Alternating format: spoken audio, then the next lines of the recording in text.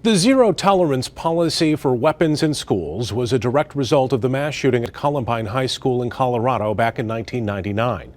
Schools had no choice but to suspend kids with weapons, no matter what.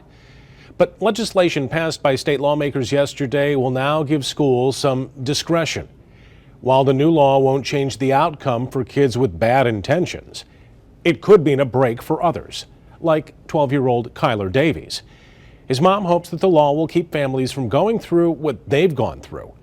24-Hour News 8's Ken Kolker has this story from Coldwater, new tonight.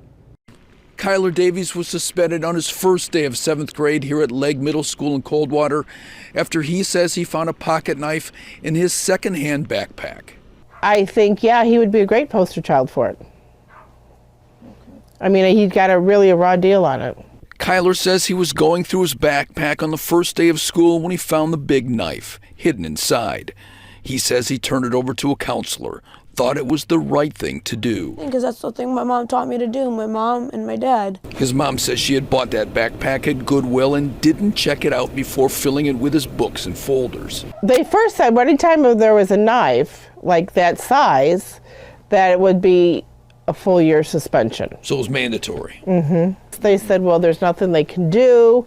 Did they say their hands were tied, basically? Yes. His mom says Kyler is a good kid who had never been in trouble before. He was devastated. He cried for weeks.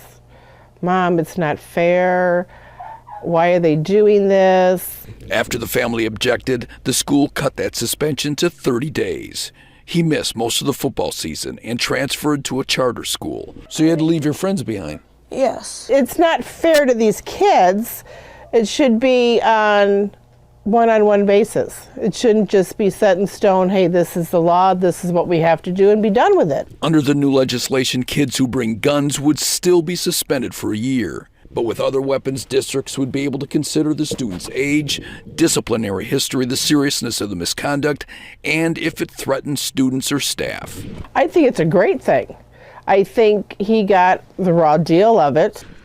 Now the governor's expected to sign this legislation, and once he does, the law would go into effect during the next school year. In Coldwater, Ken Kolker, 24-Hour News 8.